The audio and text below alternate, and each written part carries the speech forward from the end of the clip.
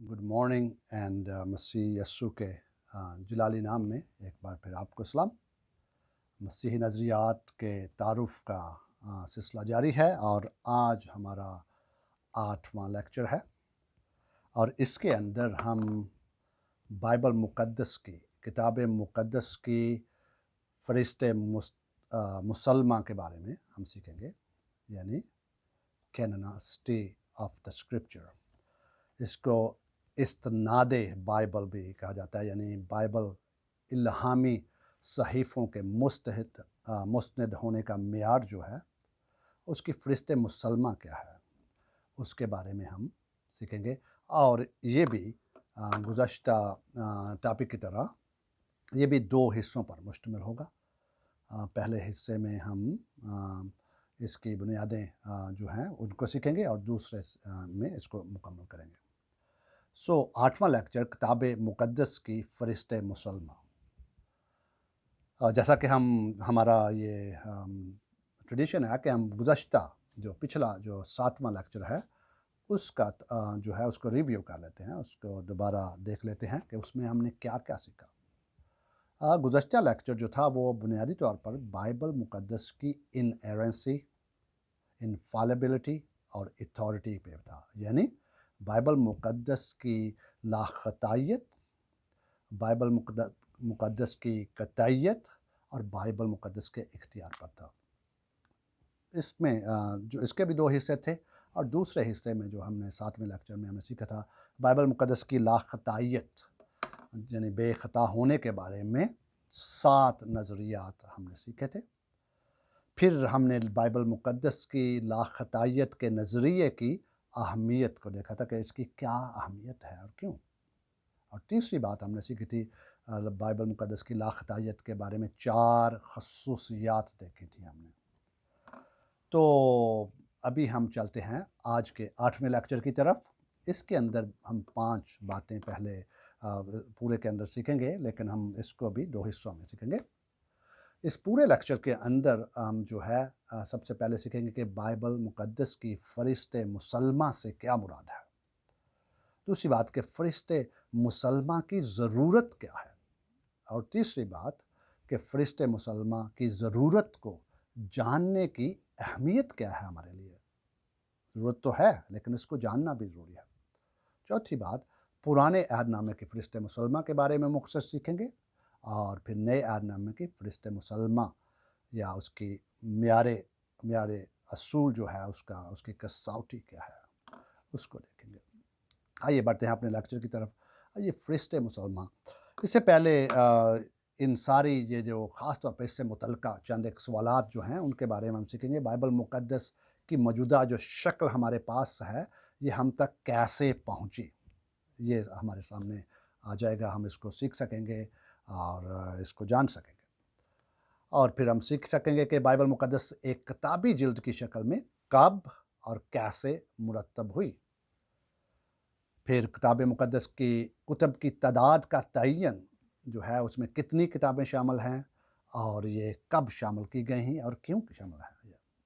पुराने अहदनामे की जो में शामिल जो कुतुब हैं उनकी तादाद का फ़ैसला कब और कैसे हुआ।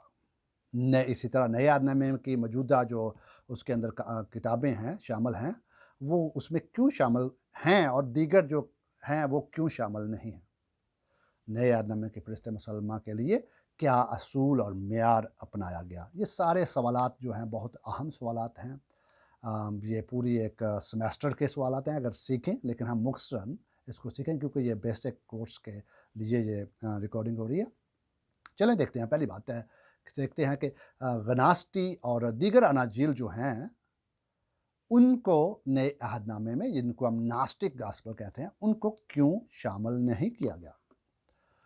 इस तरह की डिविंची कोड और आज का ये उर्दू में भी आजकल शामिल मौजूद है और ये बड़ा मशहूर हुई और लोगों ने बड़ा इस पे ऊपर बड़ा शोर मचाया। डिविंची कोड के मुताबिक जो है कि रोमी शहंशाह कस्टंटाइन ने जो है 272 था 337 ईस्वी में नकाया की मजलिस जो हुई थी उसमें उसने फैसला किया था, उस शहंशाह ने, कि इसमें क्या शामिल होना चाहिए और क्या नहीं। اور बकिया को जला दिया गया था। ये दावा है दा विंची कोड का, जो कि बिल्कुल दुरुस्त नहीं है, जो बिल्कुल गलत है। दा विंची कोड का ये दावा कतई तौर पर गलत है। मगर हम सीखेंगे कि हमारे पास जो नए अहदनामे के 27 कुतब क्यों हैं और इससे कम और इससे ज़्यादा क्यों नहीं है, इसको हम जब दूसरे लेक्चर में सीखेंगे, दूसरे हिस्से में सीखेंगे।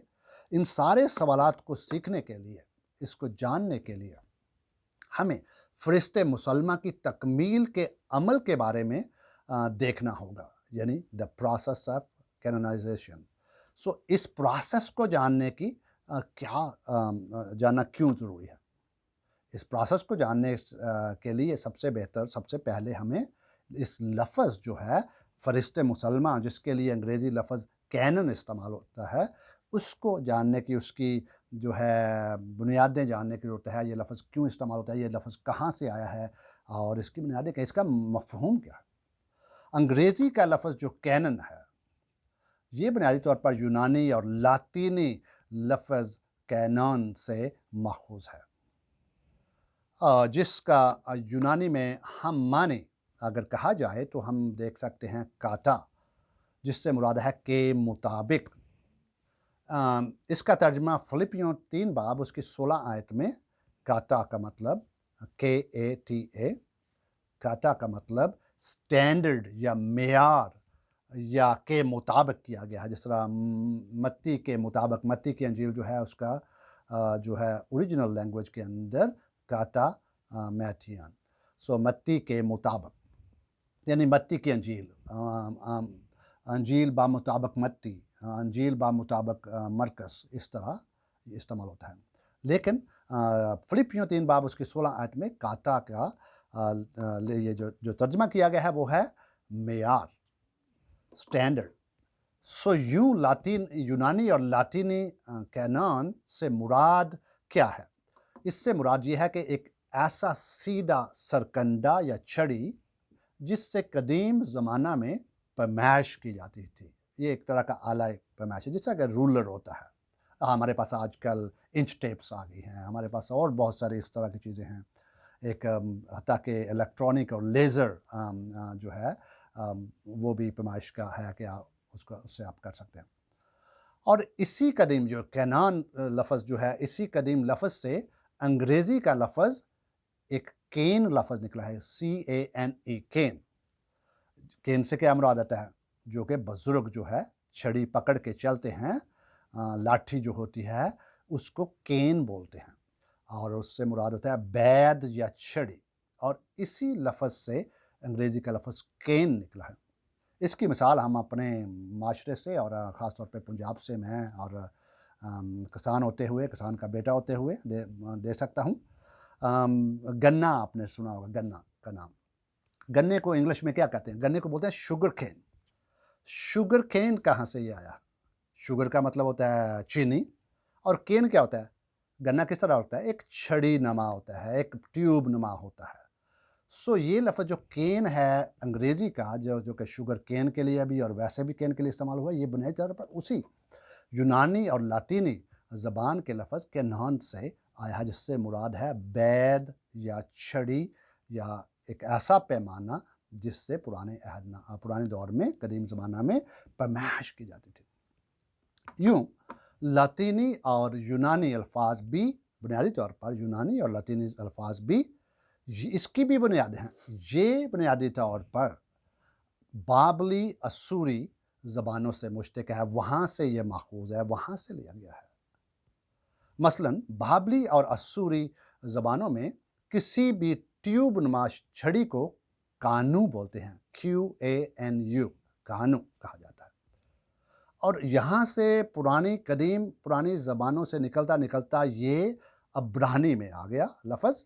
इसीलिए अब्रानी में सरकंडे को, इस छड़ी नुमा चीज़ को क्या बोलते हैं?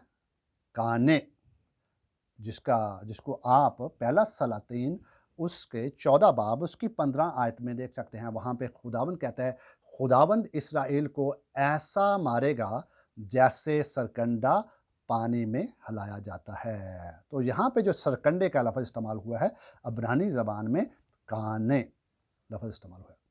यूँ انگریزی کا لفظ کینن کا جو منبع اور ماخذ ہے بنیادی طور پر یہ قدیم بابلی اور ابتدائی باشندوں کی سمیری اور اکادی زبانوں سے ہے۔ اس کی جڑیں، اس کا ماخذ جو ہے وہ قدیم زبانوں میں جاتا ہے، نہ صرف لاطینی اور یونانی اور لاطینی میں، بلکہ اسوری اور قدیم زبانوں میں جاتا ہے، اکادی زبانوں میں جاتا ہے۔ اس طرح لسانیات کی اگر لغت کو یعنی ایٹمالوجی کی ڈکشنری کو دیکھا جائے تو اس کے مطابق یہ لفظ قدیم زمانوں میں اس کو، اکادی زبانوں میں اس کو کانا کہا جاتا تھا، KANNA، یہ وہاں سے ماخوذ ہے۔ کانا سے مجھے یاد آیا، چونکہ میں پنجاب سے میرا تعلق ہے، تو ہم پنجابی میں کسی لمبے سرکنڈے کو یا چھڑی کو بھی کانا کہتے ہیں، کانا۔ اور میں نے خود دیکھا ہے کہ ہمارے بزرگ جو تھے، ہمارے بزرگ جب کھیتوں پر وہ کسی چیز کی زمین کی پیمائش کرتے تھے تو اس وقت انچ ٹیپ نہیں ان کے پاس ہوتا تھا، وہ وہاں سے ایک کسی چیز کی توڑتے تھے، کانا اس کو ہم بولتے ہیں، وہ پودا ہوتا ہے، اور اس کو توڑتے، اس کو کاٹتے اور اس کی پیمائش کرتے تھے، ہاتھ سے پیمائش کر کے وہ ایک سٹینڈرڈ بنا لیتے اور پھر اس سے وہ زمین کی پیمائش کرتے تھے۔ مثال کے طور پر بعض اوقات کچھ لوگ ہم سے چارہ خریدتے تھے، چارے کے کھیت کتنا جی یہ ہمیں دے دو، تو وہ کیا کرتے تھے، یا تو وہ پاؤں سے کیا کرتے تھے یا اس کانے سے کیا کرتے تھے۔ سو پنجابی میں بھی جو کانا لفظ ہے، میرا خیال ہے کہ یہ پرانی زبانوں سے ہی ماخوذ ہے۔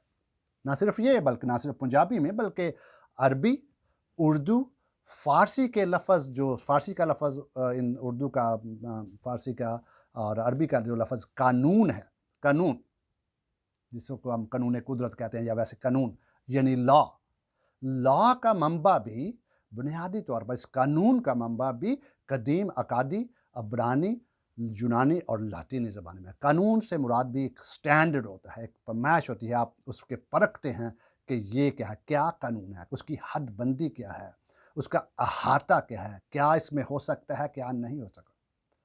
مراد یہ کہ لفظ کینن، انگریزی کا لفظ کینن، جس کا اردو ترجمہ فرشتہ مسلمہ ہے کلام مقدس کی، مراد یہ کہ لفظ کینن پیمائش، حد بندی، احاطہ اور معیار کے لیے استعمال ہوتا ہے۔ اسی لفظ کو بائبل کی کتب کی حد بندی، احاطہ اور معیار کے لیے استعمال کیا جاتا ہے، یعنی کہ بائبل مقدس میں کون سی کتب شامل ہیں اور کون سی نہیں اور کیوں، اور اس کو سٹینڈرڈائز کر دیا جاتا ہے، پیمائش کر دی جاتی ہے، اس کی حد بندی کیا ہے، اس سے باہر اس میں کوئی اور شامل ہو سکتی ہے، نہیں ہو سکتی، کون سی شامل ہو سکتی ہے، کون سی شامل نہیں ہو سکتی۔ تو یہ بائبل کی حد بندی کو فرشتہ مسلمان، کون سی کتابیں ہیں جو اس کے اندر شامل ہیں، اس عمل کو ہم فرشتہ مسلمہ یا سند یافتگی یا سند یافتہ کتب کہتے ہیں۔ ایسی کتب جو کہ سٹینڈرڈ کتب ہیں، جو صرف اور صرف وہ بائبل مقدس میں شامل ہو سکتی ہیں اور ہوئی ہیں اور آج جو ہمارے پاس ہے۔ یہاں پر ایک بات ذہن نشین رکھنی چاہیے کہ بائبل کی کتب کے جو الہام کو کلیسیا کی سند کی ضرورت نہیں ہے کہ کلیسیا سند دے گی تو پھر وہ الہامی کتابیں ٹھہریں گی، نہیں، بلکہ کلیسیا نے صرف الہامی کتب کو تسلیم کیا ہے، نہ کہ انہیں الہامی قرار دیا ہے۔ اس لیے ہم بائبل کو اتھارٹیٹیو کتب کا مجموعہ کہتے ہیں، نہ کہ آتھورائزڈ کتب کا مجموعہ۔ ایک بار پھر دہرا دیتا ہوں، ہم بائبل مقدس کو اتھارٹیٹیو کتب کا مجموعہ کہتے ہیں، نہ کہ آتھورائزڈ کتب کا مجموعہ، کیونکہ بائبل مقدس کی کتب کے الہام کو جو ہے وہ کلیسیا قائم نہیں کرتی، بلکہ وہ صرف الہامی کتابوں کو مانتی ہے، تسلیم کرتی ہے۔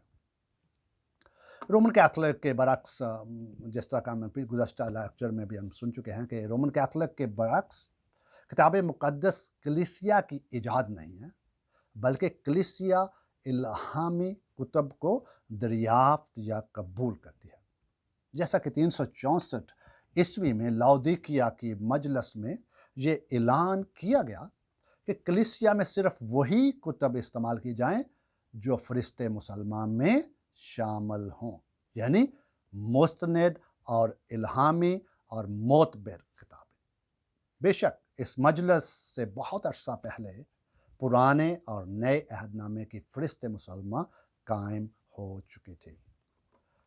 اس لیے فرشتے مسلمہ سے مراد جو ہے وہ کتاب کا، بائبل مقدس کا احاطہ ہے، اس کی حد بندی ہے، اس کی پیمائش ہے، اس میں کیا شامل ہے اور کیا شامل نہیں ہے۔ چلتے ہیں اپنے دوسرے نقطے کی طرف، یعنی فرشتے مسلمہ کے بارے میں تو ہم نے سیکھا یہ ہے کیا، یہ کہاں سے آیا، یہ لفظ کہاں سے آیا، لیکن فرشتے مسلمہ کی ضرورت کیا ہے، ہمیں یہ ضرورت ہے کہ نہیں ہے۔ ہمیں معلوم ہے، جو چرچ ہسٹری کے اسٹوڈنٹ ہیں ان کو معلوم ہے کہ دوسری صدی عیسوی میں غناستی یعنی ناسٹک بدعت جو تھی، اس نے رسولی اختیار کا دعویٰ کیا کہ ہم بھی رسولوں جیسی تعلیم، یا ان کی کتب جو تھی، انہوں نے بہت ساری کتب لکھی اور ان کو وسیع پیمانے پر پھیلانا شروع کر دیا اور کہا کہ یہ بھی رسولی کتابوں کے معیار کے مطابق ہیں، یہ بھی وہی اختیار رکھتی ہیں، یہ بھی الہامی ہیں۔ نہ صرف ناسٹک مواد سامنے اور وسیع پیمانے پر پھیلنے لگا، بلکہ اسی طرح مارشن جو کہ غناستیت سے، ناسٹسزم سے بہت متاثر تھا، اور مارشن کے بارے میں یہ اس کو مارسینی بھی کہیں گے، مارسینی ان کا جو بدعت ہے۔ جو مارشن تھا وہ بنیادی طور پر پرانے عہد نامے کے خدا کو کمتر اور نئے عہد نامے کے خدا یعنی مسیح کو حقیقی اور اچھا خدا مانتا تھا۔ یعنی پرانے عہد نامے کو چونکہ وہ ناسٹسزم سے متاثر تھا، ناسٹسزم یعنی گناستیت یا گیانی بدعت جو ہے، اس کے مطابق مادہ جو ہے وہ برا ہے اور جو ہے روح جو ہے وہ ٹھیک ہے، ظاہری جو ہے چیزیں بری ہیں اور باطنی چیزیں اچھی ہیں، اس لیے وہ باطنیت پہ بہت زیادہ زور دیتے تھے، اندرونی یا مخفی چیزوں پہ یا خاص مکاشفے حاصل کرنے پہ وہ خاص زور دیتے تھے۔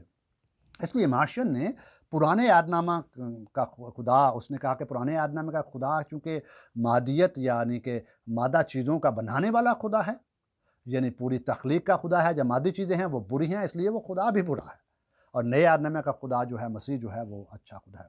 یوں اس نے کیا کیا، اس سے اس نے پرانے عہد نامے کو مارشن نے رد کرنا شروع کر دیا، اور بلکہ نہ صرف یہ، بلکہ نئے عہد نامے کے اندر جتنے بھی پرانے عہد نامے کے اندر، آپ کو معلوم ہے کہ نئے عہد نامے کے اندر بہت زیادہ، کیونکہ نیا عہد نامہ پرانے عہد نامے کی بنیاد پر ہی ہے۔ جس طرح ہم سیکھ سکتے ہیں کہ ریفارمرز کہتے ہیں کہ اگسٹین نے کہا تھا کہ جو ہے پرانا عہد نامہ جو ہے وہ نئے عہد نامے میں کھلتا ہے اور نیا عہد نامہ پرانے عہد نامے میں پوشیدہ ہے۔ ان کا آپس میں بہت زیادہ گہرا تعلق ہے، یہ انٹر لنکڈ ہیں، یہ کبھی بھی علیحدہ نہیں کیے جا سکتے، لیکن چونکہ وہ پرانے عہد نامے کو نہیں مانتا تھا، اس نے کیا کیا، نئے عہد نامے کے اندر جتنے بھی پرانے عہد نامے کے اقتباس تھے، حوالہ جات تھے اور مسیح کے بارے نبوتیں تھیں، خاص کر متی کی انجیل اور دیگر اناجیل میں جتنا بھی پرانے عہد نامے کا سارا مواد تھا، اس کو اس نے نکالنا شروع کر دیا، بلکہ ایسا مواد جس کے اندر مسیح کو خدا کا، یہوہ کا بیٹا کہا جاتا ہے، وہ اس نے سارا نکالنا شروع کر دیا اور اپنی ایک نئی جلد اور اپنے نئے جو ہے اناجیل بنانی شروع کر دی، اور نئے عہد نامے کی ایک اختصاری اشاعت اس نے شائع کی، یعنی وہ سارا پرانے عہد نامے کا مواد نکال دیا، بلکہ بہت سارے پولس رسول کے بہت سارے خطوط بھی نکال دیے، ایسی جگہیں جہاں پہ پرانے عہد نامے کے اقتباس تھے۔ انہی بدعات کی وجہ سے کتاب مقدس کی فرشتے مسلمہ قائم کرنے کی ضرورت سامنے آئی، اور آج بھی ہمیں معلوم ہونا چاہیے کہ آج بھی ہمارے معاشرے میں اور دنیا میں ہر جگہ بدعات کا کام کیا ہے، یا تو وہ کلام مقدس میں سے کچھ نکال دیں گی اور یا پھر وہ کلام مقدس میں کچھ ڈال دیں گے، مثال کے طور پر مورمنس۔ اس لیے بائبل مقدس کی فرشتے مسلمہ کو جاننا اور اس کی جاننے کی اہمیت جو ہے بہت ہے، کیونکہ آج بھی جیسا کہ پہلے کہا کہ آج بھی ایسے لوگ موجود ہیں جو پاک صحائف میں آپ کو اضافہ کرتے ہوئے نظر آتے ہیں، مثلا رومن کیتھولک اور مورمن نے اپنی کتب کو نئے عہد نامے کے بعد شامل کر دیا ہے، اور رومن کیتھولک نے کیا کیا ہے؟ رومن کیتھولک نے اپاکریفل جو کہ ٹریڈیشنل کتابیں تھیں، جو کہ ایکسٹرا کنانیکل بکس تھیں، ان کو شامل کر دیا اس کے اندر۔ اور یہ کب کیا انہوں نے؟ مثال کے طور پر یہ بنیادی طور پر انہوں نے ٹرینٹ کی مجلس میں کیا، چونکہ اس سے پہلے مصلحین جو تھے، ریفارمر جو تھے، انہوں نے کتاب مقدس کی وہی فرشتے مسلمہ جو ہے پرانے عہد نامے کی، جو کہ یہودیوں کے پاس ہے، 39 کتاب کی، اس کو مانا، لیکن اس کو ریفارمرز کو رد کرنے کے لیے رومن کیتھولک نے 1546 میں ٹرینٹ کی جو مجلس تھی، اس کے اندر 14 غیر الہامی یعنی اپاکریفل کو الہامی حیثیت دے دی۔ آج بھی ہمیں فرشتے مسلمان کے بارے میں جاننے کی ضرورت ہے، اور کہ کون کیا کر رہا ہے، جیسا کہ مکاشفہ کی کتاب اس کے 22 باب 18 آیت کے اندر لکھا ہوا ہے کہ اس کتاب میں سے جو نکالے گا اور جو اس میں بڑھائے گا اس پر وہ آفتیں آئیں گی۔ حالانکہ سختی سے لکھا ہے، لیکن آج بھی بدعت ایسا کرتی ہے۔ بعض ایسے بھی ہیں ہمارے آج کے دور میں، بعض ایسے لوگ بھی آپ کو ملیں گے جو اپنے آپ کو پروٹسٹنٹ تو کہتے ہیں، پروٹسٹنٹ کہتے ہیں، مثال کے طور پر کیرسمیٹک ہیں، اور آج بھی وہ ایکسٹرا ببلیکل مکاشفات حاصل کرنے کے قائل ہیں اور کہتے ہیں کہ ہم نے حاصل کیا ہے۔ کہتے تو اپنے آپ کو پروٹسٹنٹ ہیں، لیکن آج بھی ایکسٹرا ببلیکل جو مکاشفات حاصل کرتے ہیں۔ اگر ہمیں ان ساری چیزوں، اس کی وجہ یہ ہے کہ جاننے کی کہ آج بھی ایسے لوگ موجود ہیں۔ اگر ہمیں فرشتے مسلمہ کے بارے میں معلوم نہیں کہ ہماری حد بندی کیا ہے، بائبل مقدس کی حد بندی کیا ہے، کیا الہامی ہے اور کیا نہیں ہے، کیا جو ہے ٹریڈیشنل ہے اور کیا جو ہے خدا کا کلام ہے، اگر ہمیں یہ معلوم نہیں ہوگا تو ہم کس طرح رومن کیتھولک، مورمن اور کیرسمیٹک کے سامنے حقیقی کلام اور حقیقت پیش کر سکیں گے؟ یہ ہے اس کی ضرورت۔ عصر حاضر میں آپ کو ایسے لوگ بھی ملیں گے، نہ صرف وہ اس میں ڈالتے ہیں یا نکالتے ہیں، بلکہ عصر حاضر میں آپ کو ایسے لوگ بھی ملیں گے، بے شک کنانیکل کتابیں یہ تو ہیں ان کے پاس، لیکن ان کتب پر وہ شک و شبہ کرتے ہوئے نظر آئیں گے، وہ شکوک کا شکار ہوں گے، اور خدا کی الہامی کتب کے بارے میں کلیسیا کے اعتقاد کو کمزور کرتے ہوئے یا کمزور کرنے کی کوشش کریں گے۔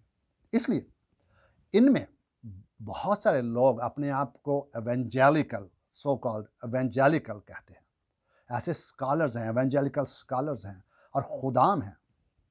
ایسی صورت میں ہمیں فرشتے مسلمہ کے بارے میں جو آشنائی ہے وہ ہماری بہت ہی مدد کر سکتی ہے، تو ہم اس کو اپنے اگلے لیکچر کے اندر دیکھیں گے۔ خداوند آپ کو